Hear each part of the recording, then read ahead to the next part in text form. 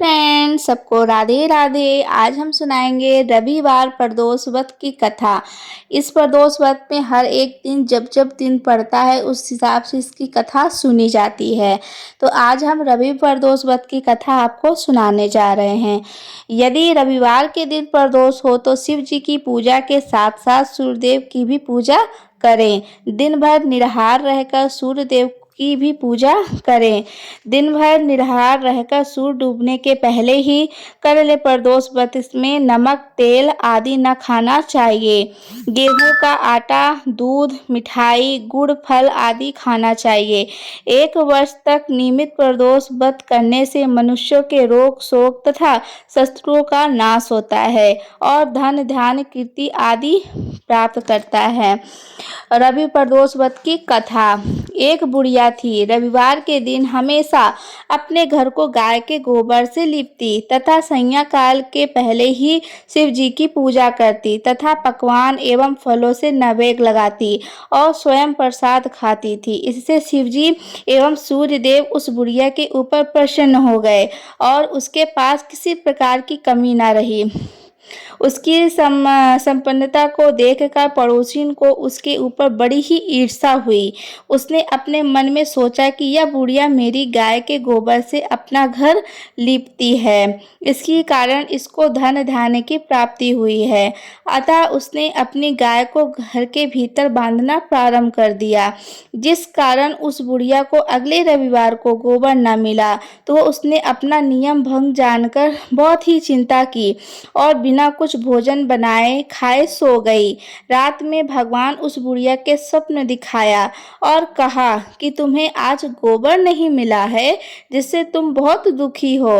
अतः तुमको एक ऐसी गाय देता हूँ जिससे तुम्हारे सभी कष्ट दूर होंगे और मनोवांछाएं पूर्ण होंगी। सुबह उस बुढ़िया ने देखा कि आंगन में अपने बछड़े के साथ में एक सुंदर गाय खड़ी है। बुढ़िया का स्वप्न की बात याद आ गई और उसने बड़ी प्रसन्नता के साथ गाय को ले जाकर बाहर बांधा। बुढ़िया की गाय को देखकर पड़ोसिन को और अधिक ईर्ष्या हुई और वह गाय सोने का गोबर करती थी। यह देखकर पड़ोसिन और अधिक आश्चर्य करने लगी कि उसने उस गोबर को उठाकर उसकी जगह अपनी गाय का गोबर रख दिया। इस प्रकार पड़ोसिन का यह नित्य कार्य हो गया और बुढ़िया को यह पता नहीं था कि उसकी गाय सोने का गोबर करती है। तब भगवान ने सोचा कि इस प्रकार तो बुढ़िया को कुछ भी लाभ न होगा। अतः एक दिन उन्होंने बड़ी जोर की आंधी चलाई एवं जल दृष्टि की, जिससे उस बुढ़िया ने अपनी गाय को घर के भीतर बांधा। दूसरे दिन प्रातःकाल देखा कि उसकी गाय सोने का गोबर करती है। तब से घर के अंदर ही बांधना शुरू कर दिया। तब तो पड़ोसी ने अपना लाभ देकर राजा से शिकायत की और उस बुढ़िया के पास एक गाय है जो सोने का गोबर करती है, अतः आप उससे ले लो और प्रजा का पालन करो। राजा को यह बात जच गई और उसने बुढ़िया की गाय मंगवा ली, किंतु भगवत कृपा से उस दिन गाय ने सोने का गोबर न करके साधारण गोबर ही किया। तब राजा ने उस बुढ़िया को बुलाकर पूछा कि क्या तुम्हारी गाय वास्तव में सोने का गोबर देती है?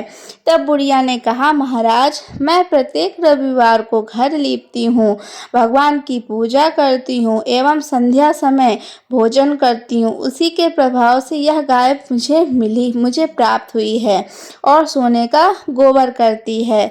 पड़ोसिन के कहने से अपने मेरी गाय छीन ली। यदि आपके यहाँ सोने का गोबर नहीं करती तो इसमें मेरा क्या दोष है? बुढ़िया की बात सुनकर राजा ने उसकी गाय वापस कर दी तथा उसे क्षमा याचना की। राजा ने पड़ोसिन को दंड दिया और संपूर्ण राज्य में घोषणा करा दी कि सभी लोग रविवार को व्रत करें और राजा ने स्वयं व्रत आरंभ किया, जिससे राजा व प्रजा प्रसन्न हो गए और राज्य की निरंतर प्रगति हुई तथा अन्न धान आदि की किसी प्रकार की कमी न रही। ये था रविवार का प्रदोष व्रत की कथा।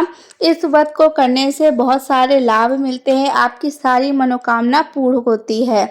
रविवार का प्रदोष करने में सूर्य भगवान की भी पूजा की जाती है। इस कथा को जो सुनता है, पढ़ता है, उसकी सारी मनोकामनाएं भोले बाबा पूर्ण करते हैं। अगर आपको आज का वीडियो अच्छा लगा होगा तो वीडियो को लाइक शेयर कीजिएगा।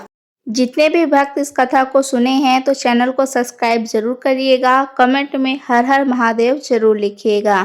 Thanks for watching.